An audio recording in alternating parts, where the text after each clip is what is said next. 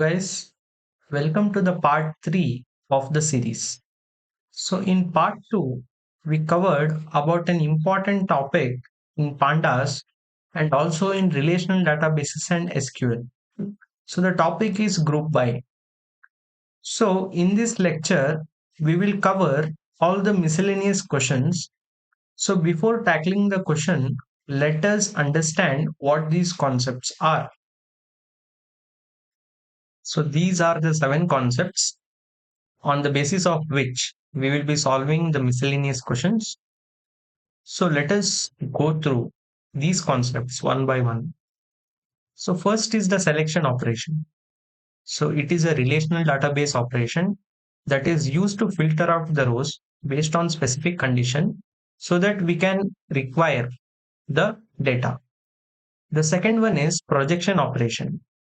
So just like selection operation, this is also a relational database operation and it is used to filter out the columns. So next is group by. We have covered in detail the meaning of group by and the aggregate functions in the previous video. So the fifth important concept is the conditional operators. Just like several programming languages, Pandas also has a conditional operators that is and, or, and not.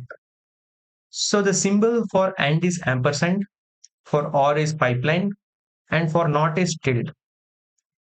Next, we will be using the sorting method to sort the data based on the requirement.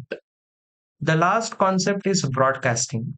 So, broadcasting is an important concept that includes vectorization, and we can perform various operations on the data set, and it will be of efficient time complexity and space complexity.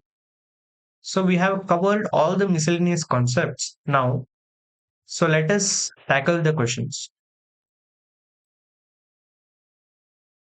So let us tackle the 7th question. So in this question, we need to find all the properties that are belonging to condos and has a price greater than $300,000. So also we need to return a data frame showing only the street, city and price. So we will use method chaining here and we will use selection operation combined with the conditional operation. So you can see there is a and condition in the question. So this is the structure we will use to answer this question. First, we will filter out on the basis of type attribute which is equal to condo, and also we will pick the price that is greater than $300,000. So after filtering the rows, we will apply the projection operation to filter out the columns. So using the projection operation, we'll select only the street, city, and the price. So this is our required answer, which will display all the properties which are condos and has a price greater than $300,000. Now let us move to 8th question. We need to create a new column in the data frame called as price per square feet, and we need to find the top 5 street with the highest price per square feet. So we create a new column. We find the price per square feet by dividing the total price by the number of square feet for each of the property.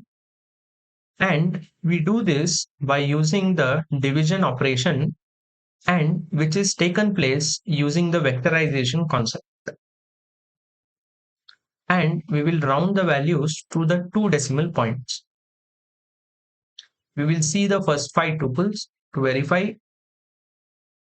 So we have created a new column called as price per square feet. Now we need to sort this to obtain the top 5 streets with the highest price per square feet. So we will apply sort values. We will select the column price per square feet and we will set the parameter ascending to false. In this way, this will be sorted in the non-ascending order.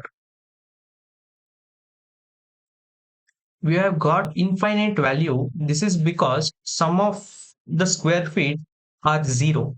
So we need to filter out those. We will apply a selection operation to filter out only the values which contains the square feet greater than 0. So hence now there is no infinite value and we will get valid data. So this is our required answer for the particular question. Now let us move on to the question 9. So in this question, so for each city, we want to find two things.